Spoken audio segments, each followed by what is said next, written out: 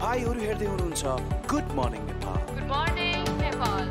Good morning Nepal. Good morning नेपालको प्रसारणमा तपाईलाई स्वागत छ।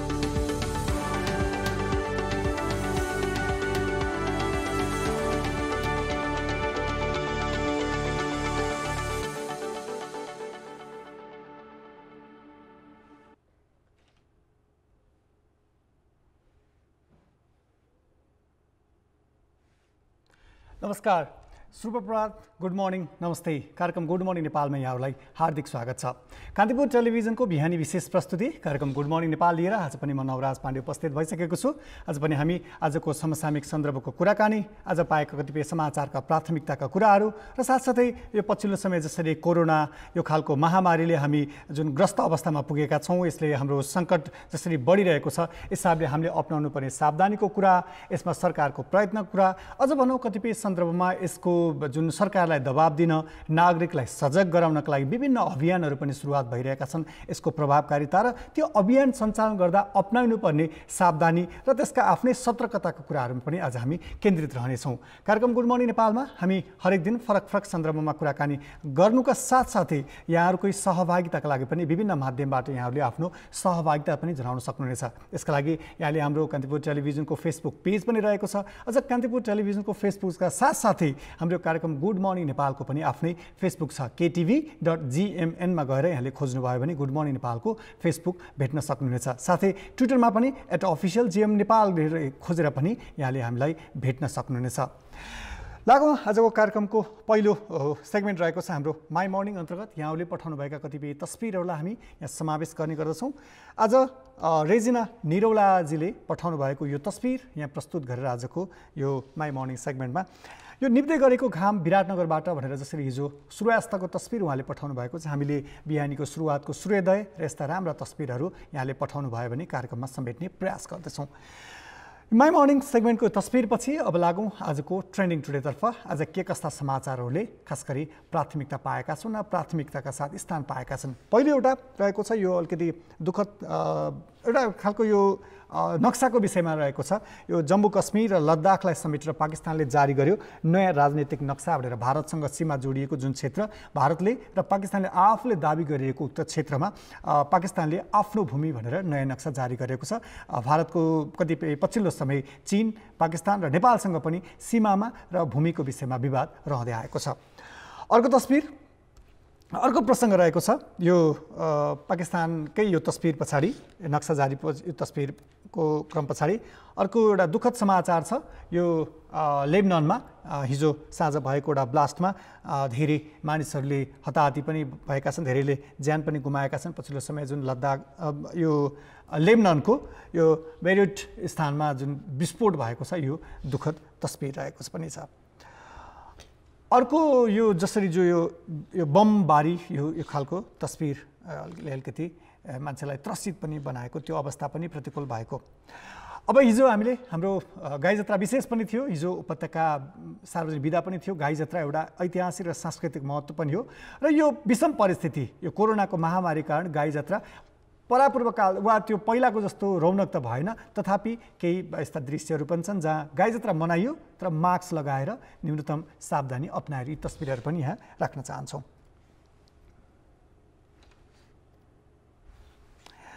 यससँगै गाई जात्राको यी तस्बिरहरू पछाडि हामी पछिल्लो समय जसरी कोरोनाको सङ्क्रमण यो खालको काठमाडौँ उपत्यकामा पनि यसको सङ्क्रमित सङ्ख्या बढिरहेका छन्, देशैभरि यसको टेस्टिङहरू पनि बढिरहेका छन्, तर सङ्क्रमितको सङ्ख्या पनि जुन एउटा समुदायमै यसको पुगेको छ। हिजो अख्तियार दुरुपयोग अनुसन्धान आयोगमा गरिएको परीक्षणमा 15 जना सङ्क्रमित भेटिएका छन्। यसले हाम्रो सरकारी कार्यालयहरू, सरकारी संस्थानहरू, आयोगहरू, विभागहरू पनि सङ्क्रमणमुक्त छैनन् वा धेरै मानिसहरू सङ्क्रमित भएको अवस्था छ। नेपाल प्रहरीमा पछिल्लो समय बढेको पनि हामीले देखिहाल्यौँ। अर्को यो प्रदेश 2 मा अवस्था हेरेर यो कोरोनाको सङ्क्रमितको अवस्था हेरेर लकडाउनको वा निषेधाज्ञाको यो प्रसङ्ग पनि रहेको छ। यस्ता समाचारले पनि निकै स्थान पाएका छन्।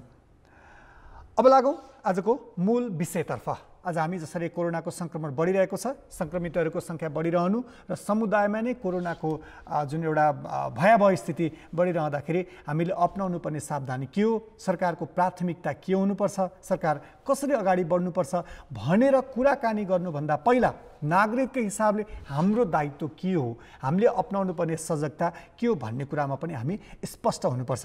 हुन त हामीले कोरोनाको सुरुवातदेखि नै यो मास्कको प्रयोग भनेर जुन जोड दिइरहेका छौँ, आज पनि हामीले यही भन्नुपर्ने परिस्थिति किन पनि गुज्रिएको छ नि, सडकमा नागरिकहरू बिना मास्क नै सार्वजनिक रूपमा हिँडिरहेको देखिन्छ, भिडभाड देखिन्छ। यसले नागरिकका तहमा अझै पनि सावधानी अपनाउनु पर्ने बढी अवस्था देखिन्छ। यसो भन्दै गर्दाखेरि सरकारको दायित्व विमुख हुनुपर्छ, सरकारको काम सकियो भन्ने होइन, सरकारले पनि त्यसको निगरानीको कुरा, मास्ककै सर्वसुलभता उपलब्ध हुने कुरा, नागरिकहरूलाई सचेतनाको कुरा वा त्यसको निगरानी र त्यसको अलिकति सरकारले अपनाउनु पर्ने अलिकति विधिहरूको विषयमा पनि सरकारले स्पष्ट हुनुपर्छ। यही सन्दर्भमा आज हामी केन्द्रित रहेर कुराकानी गर्दैछौँ। आज यो पछिल्लो समय विभिन्न स्वतस्फूर्त रूपमा अभियानहरू पनि भइरहेका छन्, यो सन्दर्भमा पनि कुरा गर्छौँ। तर त्यसअघि समय भएको छ ब्रेकपछि यही अभियान लगायतका विषयमा केन्द्रित रहेर व्यक्तिहरूसँग हामी कुराकानी पनि गर्ने प्रयत्न गर्दछौँ। कान्तिपुर टेलिभिजन हेर्दै गर्नुहोला।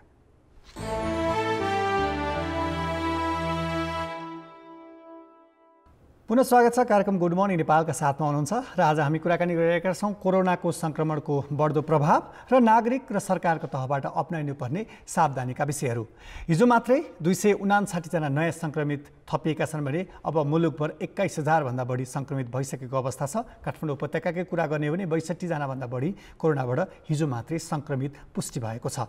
अब यही कोरोनाकै विषयमा सरकारको प्रभावकारिता बढाउनु पर्यो, परीक्षणलाई बढाउनु पर्यो, मास्कको कुरादेखि पछिल्लो समय भइरहेका खर्चको पारदर्शिताको कुरा, नागरिकलाई सुरक्षित रूपमा राख्नका लागि सरकारलाई दबाब दिनका लागि सडकबाट विभिन्न अभियानहरू पनि भइरहेका छन्। हो यही अभियानसँग सम्बन्धित रहेर इनफ इज इनफ, अब अति भयो भन्ने एउटा अभियानका अभियन्ता आलोक सुवेदी हामीसँग हुनुहुन्छ। अब यसका अभियानका प्रभाव, यसका कतिपय के कस्ता गतिविधिहरू भइरहेका छन्, यही विषयमा उहाँसँग हामी कुराकानी गर्ने प्रयत्न गर्दछौँ। आलोकजी, यहाँलाई स्वागत छ। हजुर, धन्यवाद। गुड मर्निङ, शुभ प्रभात। कार्यक्रम गुड मर्निङ नेपालमा हुनुहुन्छ यहाँ। हजुर, गुड मर्निङ। दिन सुरुवात जसरी राम्रो होस् भनेर अपेक्षा गरे पनि मुलुकको अवस्था हामीले भने जस्तो वा संसारभर नै कोरोनाबाट एउटा आक्रान्त भएको अवस्था छ। यहाँहरूले एउटा अभियान पनि सडकबाट सरकारलाई खबरदारी गर्ने, नागरिकलाई सचेत गराउने अभियान पनि चलाइराख्नु भएको छ। यो इनफ इज इनफ, तपाईँहरू सत्याग्रहमा पनि हुनुहुन्छ, तपाईँका साथीहरू कतिपय सत्याग्रहमा बस्नु पनि भएको छ। के भइरहेको छ, कहाँ पुगेको छ तपाईँहरूको यो अभियान? अभियानको बारेमा भन्नुपर्दा चाहिँ लगभग इन्फर्मल्ली काम गर्न स्टार्ट गरेको 3 महिना भयो भने हजुरको फर्मल्ली नै बाहिर देखिने गरेर जसरी हामीहरू बाहिर आएका छौँ र काम गरिरहेका छौँ त्यो गएर 2 महिना भयो मोटामोटी। र त्यसमा चाहिँ हामीहरूले विभिन्न सफलताहरू चाहिँ हासिल गर्दै गइरहेका छौँ। जुन थियो तपाईँको अलिकति गाइडलाइन्स थोरै चेन्ज भएर आउन थालिसक्यो, टेस्ट गाइडलाइन्स र तपाईँको क्वारेन्टाइन सम्बन्धी कुराहरू जुन थियो, क्वारेन्टाइन सम्बन्धी गाइडलाइन्सहरू आजकल अगाडि आउन थालिसकेको छ। थोरै प्रोग्रेस भए तापनि यो तपाईँको अर्ली डिटेक्सनको जुन कुरा छ नि, त्यो अर्ली डिटेक्सनको कुरामा चाहिँ अझै पनि सरकार चुकिरहेको देखिराखेका छौँ हामीहरूले। र हामी अझै पनि यो मुद्दाहरूलाई त्यही भएर जोडतोडका साथ उठाएर अगाडि बढिरहेका छौँ। आलोकजी, तपाईँहरूले जुन अभियान सञ्चालन गरिराख्नु भएको छ, जुन खालको एउटा पब्लिक वा नागरिक तहबाट प्रेसराइज गभर्मेन्टलाई दिइराख्नु भएको छ, तर गभर्मेन्टले तपाईँलाई लाउने गरेको आरोपको विषयमा पनि कुरा गरौँ। जसरी भिडभाड नगरौँ, धेरै मान्छेहरू सङ्क्रमण नगरौँ भन्दाखेरि उल्टो भिडभाड गरेर हामीलाई काम गर्नका लागि अप्ठ्यारो पारियो भनेर सरकारको गुनासो पनि छ। यस सन्दर्भमा के भन्नुहुन्छ? यस्तो भयो, हेर्नुहोस् न, अब सरकारसँग हामीले मिलेर वार्ता पनि गऱ्यौँ होइन, एउटा अग्रिमेन्ट पनि गऱ्यौँ। अनि अग्रिमेन्टमा एउटा 12 बुँदे समझदारी जुन छ हामीले त्यो गऱ्यौँ। तर 12 बुँदे समझदारीमा एउटा कुरा के क्लियर लेखिएको छ भन्दा जुन हाम्रो मेन पोइन्ट्सहरू छ त्यो मेन पोइन्ट्सहरूमा तपाईँको 7 दिनभित्र कार्यान्वयन गर्ने भनेर भनेका थियो। जस्तै तपाईँको जोखिममा रहेका सबै व्यक्तिलाई तपाईँको अनिवार्य रूपमा पिसिआर टेस्टिङ गर्ने भन्ने कुराहरू छन् होइन। जोखिममा भनेका को हुन् त भनेर भन्दाखेरि तपाईँको कोरोनाको लक्षण देखिएका व्यक्ति, त्यसपछि लक्षण देखिए पनि नदेखिए पनि विदेशबाट आएका सबै व्यक्तिहरू, श्वास प्रश्वासका रोगीहरू, कोभिड-19 को तपाईँको सङ्क्रमण भएर पुष्टि भएका व्यक्तिहरूको सम्पर्कमा आएका व्यक्तिहरू, अनि त्यसपछि तपाईँको जोखिममा रहेका स्वास्थ्य सेवाकर्मी र आवश्यक सेवाकर्मीहरू, यसमा तपाईँको सुरक्षाकर्मीहरू पनि पर्नुभयो होइन। र पिसिआर परीक्षण गराउनुपर्ने चिकित्सकीय सुझाव पाएका सबै व्यक्ति भनेका छौँ हामीहरूले। यो कुराहरू र सँगसँगै तपाईँको अर्को एउटा इम्पोर्टेन्ट अग्रिमेन्ट के भएको थियो भन्दा कोभिड-19 को पहिचानका लागि आरडिटी प्रयोग स्थगित गर्ने पहिचानका लागि भनेको छ होइन। र यति गर्दा गर्दै पनि अस्ति पनि एउटा उहाँहरूको साइडबाट के काम भयो भन्दा नयाँ टेस्टिङ गाइडलाइन्समा पनि तपाईँको पहिलो लाइनमा नै गएर फेरि पिसिआर परीक्षणको साथसाथै एन्टिजेन आरडिटी फेरि पनि गर्ने भनेर तपाईँको ल्याइयो कि एन्टिजेन आरडिटी भनेको अलिकति फरक हो, तपाईँको स्वाबबाट लिने आरडिटी हो, तर त्यति हुँदै पनि एन्टिजेन आरडिटीको पनि तपाईँको सेन्सिटिभिटी तपाईँको पिसिआरको जस्तो हुँदैन। पिसिआर अहिलेको संसारको लागि तपाईँको कोरोना परीक्षणको लागि गोल्ड स्ट्यान्डर्ड हो होइन, त्यही भएर अहिले रोकिएको छैन। आज मात्रै हामीलाई एउटा प्राप्त भएको इन्फर्मल खबर अनुसार आज मात्रै पनि तपाईँको 4000 एन्टिजेन आरडिटी किटहरू नेपाल भित्रिँदैछ होइन। अनि प्रयोगलाई बन्द गर्ने भन्नुभयो, तर निर्देशिकामा फेरि पनि ल्याइदिनु भएको छ। अस्ति भर्खर मात्रै सिसिएमसीबाट तपाईँको रिलिज भएको निर्देशिकामा पनि एन्टिजेन आरडिटीलाई चाहिँ प्रयोग गर्ने भनेर लेखिएको छ। यो पहिला प्रयोग भइरहेको जस्तो तपाईँको एन्टिबडी आरडिटी चाहिँ होइन, यो एन्टिजेन आरडिटी हो। यसको इफेक्टिभनेस अलिकति धेरै चाहिँ हुन्छ अर्को आरडिटीको भन्दा, तर त्यति भन्दै पनि आरडिटी यो एन्टिजेन आरडिटीको पनि तपाईँको एक्चुअल एक्युरेसी चाहिँ मजाले देखिने भनेको 14 सङ्क्रमण ज्यानमा छिरेको 14 दिन पछि मात्रै हो। यहाँहरूले दिएको गाइडलाइन्स अनुसार तपाईँको 4औं दिन 5औं दिनमा पनि गएर यसलाई परीक्षण गर्नु लगाउने भयो। त्यसमा नेगेटिभ आयो भन्दैमा फेरि मासमा नेगेटिभ हुँदैन कि, पोजिटिभ केस पनि भइरहेको हुनसक्छ। अर्ली सङ्क्रमण भएर ज्यानमा भाइरस बढ्दो अवस्थामा मात्रै थोरै मात्रै भाइरल ज्यानमा छिरेको, तर त्यो अहिले बढ्दो अवस्थामा भएको र त्यो आरडिटीले डिटेक्ट नगर्न सक्ने ठाउँमा भइरहेको हुनसक्छ, र जसको लागि चाहिँ पिसिआरले चाहिँ सही तरिकाले परीक्षण गर्न सक्छ 5औं दिनदेखि नै होइन। अब यसमा पनि तपाईँहरूको फेरि हेल्थ चेक भएको छ। साथसाथै अरू राखेका कुराहरू जुन पारदर्शिताको कुराहरू छ होइन, अकाउन्टेबिलिटीको कुराहरू छ, सार्वजनिक गर्नु पर्यो यस्ता कुराहरूलाई भनेर आउँदाखेरि, र साथसाथै अहिले आएर दोस्रो सत्याग्रहमा आउँदाखेरि चाहिँ हामीले राखेका माग मध्येको एउटा चाहिँ तपाईँको जुन यो कन्ट्याक्ट ट्रेसिङको कुरा छ, कन्ट्याक्ट ट्रेसिङको प्लान छ, जसका लागि हामीले खुलस्तर आह्वान पनि गरेका छौँ सरकारलाई कि यदि हामीहरूलाई तपाईँहरू प्रयोग गर्न चाहनुहुन्छ एज अ भलन्टियर ट्रेन गरेर भने हामी त्यसमा पनि सहयोग गर्नको लागि तयार छौँ भनेको छौँ, तर यो सम्बन्धमा कुनै पनि किसिमको पहल नभएको देखिन्छ। तपाईँले जसरी शान्तिपूर्ण सत्याग्रह पनि गरिराख्नु भएको छ, मिस्टर यी अनसनमा पनि हुनुहुन्छ, उहाँको स्वास्थ्य अवस्था विषयमा पनि यति 19 दिन पुगिसक्यो, उहाँको स्वास्थ्य अवस्था कस्तो छ? सरकारले भेट्ने वा त्यो खालको यसलाई अलिकति समाधानतिर जाने प्रयत्नहरू के कस्ता भइरहेका छन्? समाधानतर्फ उन्मुख उहाँहरू खासै देखिनुहुन्न। भेटै नभएको त होइन, हाम्रो उप प्रधानमन्त्रीज्यूसँग पनि भेट भएको थियो, स्वास्थ्य मन्त्रीज्यूसँग पनि स्वयं नै भेट भएको हो, तर मौखिक आश्वासन चाहिँ उहाँहरूबाट पाइए तापनि तपाईँको लिखित तपाईँको केही पनि आउँदैन, र साथसाथै उहाँहरूले गरिराख्नु भएको कामबाट पनि त्यो देखिँदैन। अर्को कुरा भन्दा यीको चाहिँ अहिले स्वास्थ्य स्थिति एकदमै बिग्रदो छ, नाजुक छ। अस्पताल पनि स्वास्थ्य कर्मीहरूले स्वास्थ्य स्थिति एकदमै नै बिग्रियो भनेर उहाँलाई अब बसन्तपुरमा रहँदाखेरि पनि स्लाइन चाहिँ दिइराखिएको थियो, तर त्यति हुँदै पनि उहाँको स्वास्थ्य स्थिति एकदमै बिग्रियो, नाजुक भयो भनेर उहाँलाई इमर्जेन्सी लिएर गइएको थियो त्यो समयमा पनि, र अहिले पनि उहाँको स्वास्थ्य स्थिति खासै राम्रो छैन, बिग्रियो अवस्थामै छ। र सरकारको यसको चाहिँ योतर्फ चाहिँ ध्यान आकर्षण भएको देखिँदैन। नागरिकको जीवन रक्षाको लागि जो व्यक्ति एकजनाले आफू भोकै बसेर बिना पानी र खाना बसिरहेको छ, यो सरकारले गर्नुपर्ने कामको लागि युवाले आवाज उठाइदिँदा, युवाले बाटो देखाइदिँदाखेरि पनि सरकारले कार्यान्वयनतर्फ नजाँदाखेरि चाहिँ यो सरकारको हेलचेक्राइ एकदमै धेरै देखिन्छ। हो, मैले यहीँनिर तपाईँको प्रतिक्रिया पनि लिन खोजेको, जसरी नागरिकलाई स्वस्थ राख्नुपर्छ, कोरोनाको यो महामारीबाट यसको सन्तास अलिकति न्यूनीकरण गर्नका लागि वा यो खालको समुदाय पुगेको कोरोनाको त्यो प्रभाव न्यून गरेर नागरिकलाई स्वस्थ बनाउनका लागि यस्तो अभियानमा यहाँहरू लागिराख्नु भएको छ। यो सरकारलाई सपोर्टिभ रूपमा हुनका लागि त्यस्तो हुँदाखेरि पनि हाम्रो राज्य संयन्त्र, हाम्रो सरकारी प्रतिनिधिहरू हामीलाई सपोर्ट गर्न यिनीहरू आएका हुन् भनेर किन बुझ्न सकिरहेका छैनन्? किन यो प्रतिपक्षी जस्तो वा विरोधी जस्तो वा हामीलाई अप्ठ्यारो पार्न आए किन बुझाइ हुन्छ? कहाँनिर चाहिँ तपाईँहरूको बिचमा समन्वयको अभाव हो कि बुझाइमा अन्तर हो कि किन यस्तो खालको परिस्थिति बन्यो? अब मेरो विचारमा चाहिँ उहाँहरूलाई जहिले पनि कसैले अनेस्टली तपाईँको अब अलिकति क्रिटिकल एनालाइसिस गरिदियो, क्रिटिसिजम गरिदियो भने पनि होइन, उहाँहरूलाई एकदम अफेन्सिभली लिनुहुन्छ कि अब गल्ती भएको हो भनेर त स्वीकार्नु पर्यो नि त। उहाँहरूलाई गल्ती स्वीकार्नलाई गाह्रो भइरहेको छ। 3 महिनामा घर थियौँ हामी, सबैले सरकारले दिएको गाइडलाइन्स फलो गरेकै थियौँ, त्यो त्यो समयमा बारम्बार गल्ती भयो। अस्ति उप प्रधानमन्त्रीज्यूमा बस्दाखेरि पनि धेरैचोटि उहाँले आत्मआलोचनाहरू गर्नुभयो, त्यो भएका कुराहरू स्वीकार्नु पर्यो, तर त्यसलाई मनमा लिएर त्यसलाई स्वीकारेर उहाँहरूले अगाडि बढ्नुपर्ने थियो। अब तर तपाईँको विशेष गरी स्वास्थ्य मन्त्रालयभित्र अहिले स्वास्थ्य मन्त्री एकजना मात्र नभइकन विभिन्न कर्मचारीहरूको लेभलबाट पनि यति धेरै हेलचेक्राइहरू भइरहेका छन्, र अब यत्रो धेरै गल्ती भइसकेपछि महामारीको समयमा अब राइट अवे तपाईँभित्र कर्मचारी परिवर्तन गर्ने हो कि विज्ञहरूलाई परिवर्तन गर्ने हो कि त्यो त गर्नुपर्ने हो नि त होइन। उहाँहरूले त्यो देखिँदैन कि अब उहाँहरूलाई के लाग्छ भन्दाखेरि हामी सरकार ढाल्न आएको हो अथवा सरकारको विरोध मात्रै गर्न आएको हो भन्नुहुन्छ। तर हामी बारम्बार उहाँहरूलाई के कुरा भनिरहेछौँ भन्दा हामी सरकारलाई ढल्न आएको होइन, हामी सरकारलाई सहयोग गर्न आएको। यो समयमा सरकार ढल्नु, नयाँ सरकार बन्नु भनेको त झन् अस्थिरताको वातावरणतर्फ जानु हो नि। त्यो गर्दाखेरि त झन् कार्यान्वयन पक्षमा, नागरिकको स्वास्थ्य बचाउने पक्षमा त झन् धेरै लापरवाही हुन्छ, झन् धेरै समय लाग्नेवाला छ। यो त अहिले त तपाईँको आजको त मिनेटमा घन्टामा तपाईँले नयाँ नयाँ प्रविधिहरू कि नयाँ डिसिजन गर्नुपर्ने समय छ, त्यो हामीले बुझेका छौँ। त्यस कारणले हामीहरू उहाँहरूको अगाडि जाँदाखेरि पनि, उहाँहरूसँग डिमान्ड्सहरू गर्दाखेरि पनि साइन्टिफिक रिजनिङ साथ जान्छौँ, पब्लिक हेल्थ एक्सपर्टहरूसँग बसेर जान्छौँ, लमितलाई लिएर जान्छौँ, उहाँहरूलाई भन्छौँ हामी टेक्निकल टिमहरूलाई ल्याइदिनुहोस्, टेक्निकल टिमहरूलाई राखिदिनुहोस् भन्दा बारम्बार इन्टर्न यहाँको मात्र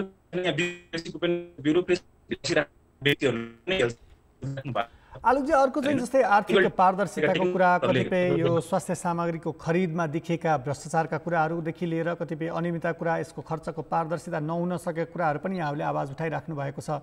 यो सन्दर्भमा चाहिँ यहाँले सिसिएमसीका संयोजकदेखि अरू विभिन्न निकायका व्यक्तिहरूसँग भेटघाट गरेर वार्ताका लागि विभिन्न प्रयत्नहरू पनि गरिराख्नु भएको छ। के भन्नुहुन्छ उहाँहरूको प्रतिक्रिया कस्तो रहन्छ? नगर्ने त के छैन, गर्ने भन्दाखेरि के गर्ने त, के 2 वर्ष हो त यो रिपोर्टको लागि होइन। म उहाँहरूलाई भने तदारुकता देखाइदिनु। यत्रो धेरै नागरिकले प्रश्न सोधिसकेपछि यो नागरिकले पठाएको भोटरले पठाएको यो सरकारले चाह्यो भने अहिले गर्न के सक्दैन होइन। नागरिक बेलामा विश्वास कसरी क्रिएट गर्ने, माहौल क्रिएटको लागि त अडिटेड स्टेटमेन्टहरू आफ्नो मन्त्रालयको जति पनि खर्च भएको छ, महालेखालाई जति जे पठाइएको छ त्यो गर्ने आएर प्रश्न हुँदाखेरि देखाएर विश्वासको वातावरण क्रिएट गर्न सरकारको जिम्मेवारी हो। हामीले उहाँलाई बारम्बार यही भनिरहेका छौँ। उहाँहरूले हुन्छ हुन्छ भन्ने खालको आश्वासन दिनुहुन्छ, तर कार्यान्वयन केही पनि देखिँदैन।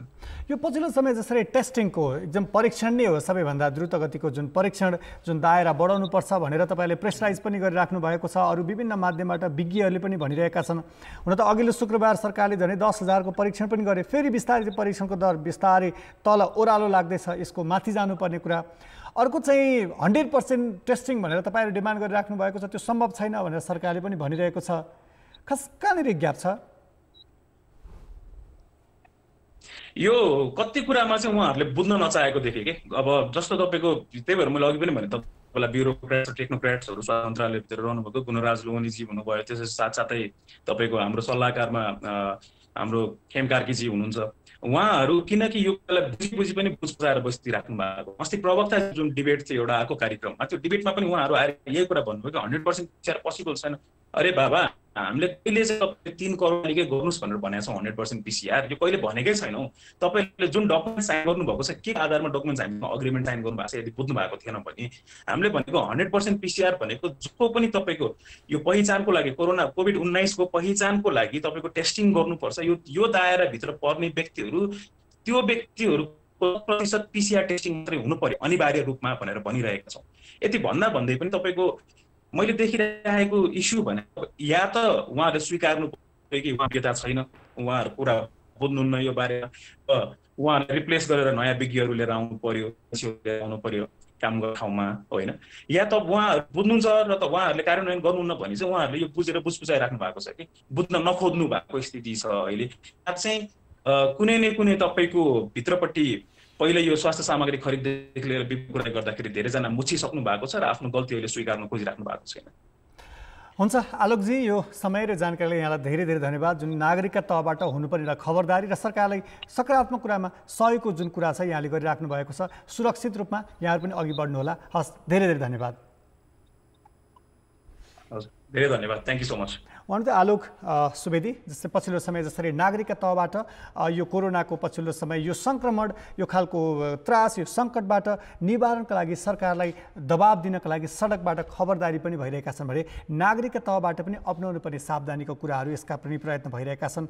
यही सरकारलाई दबाब दिनका लागि भनेर सत्याग्रह पनि बसेका छन् केही युवाहरू, जसरी मिस्टर ई आज 19 दिनदेखि सत्याग्रहमा हुनुहुन्छ। यो विषयमा पनि सरकारले एकजना व्यक्तिको ज्यानको रक्षाको कुरा पनि छ भने धेरै नागरिकहरूलाई सुरक्षित रूपमा कोरोनाको यो सङ्कटबाट मुक्त राख्नका लागि प्रयत्न गर्नुपर्ने कुरामा अलर्ट गरिएको छ। यसलाई सरकारलाई गरिएको सहयोगको रूपमा बुझ्न पनि जरुरी छ, न कि एउटा सरकारको विरोध भन्दा पनि नागरिकलाई स्वस्थ राख्नका लागि सरकारलाई यो खबरदारी हो, सरकारलाई सजग गराएको भन्ने अर्थमा पनि बुझ्नुपर्छ जस्तो लाग्छ। त्यो भएर पछिल्लो समय जसरी सरकार र अभियन्ताहरूबीच वार्ताहरू पनि भइरहेका छन्, छलफल पनि भइरहेका छन्, त्यो छलफल समाधान उन्मुख बनोस्, नागरिकहरू सुरक्षित रूपमा नागरिकहरूको यो कोरोना सङ्कटबाट हामी यसलाई मुक्त रहनका लागि प्रयत्न पनि होस्, सरकारलाई खबरदारी गर्नका लागि भइरहेका प्रयासहरू सफल रूपमा अघि पनि बढुन्। हामी यो सन्दर्भमा पनि सरकारको ध्यानाकर्षण होस् भन्ने कुरा पनि यहाँलाई राख्न चाहन्छौँ। र पछिल्लो समय जसरी यो सङ्क्रमणको दरहरू यो समुदायमा पुगेको छ, यसमा पक्कै पनि नागरिक र सरकार दुवै पक्ष संवेदनशील बन्नुपर्छ। हुन त प्रधानमन्त्रीले हिजो विज्ञहरूसँग छलफल पनि गर्नुभएको छ, यस आधारमा केही निर्णयहरू पनि गरिएला। यी प्रसङ्गहरू लिएर हामी नियमित रूपमा उपस्थित हुने नै छौँ। आजको लागि भने निर्धारित समय सकिने लागेको छ। भोलि फेरि नयाँ विषय र नयाँ प्रसङ्ग लिएर उपस्थित हुने नै छौँ। त्यतिन्जेलसम्मको लागि म नवराज पाण्डे पनि बिदा माग्छु। यसपछि हाम्रो अङ्ग्रेजी समाचार बुलेटिन कान्तिपुर न्युज यहाँले हेर्न सक्नुहुनेछ। कान्तिपुर टेलिभिजन हेर्दै गर्नुहोला। नमस्ते, शुभ दिन।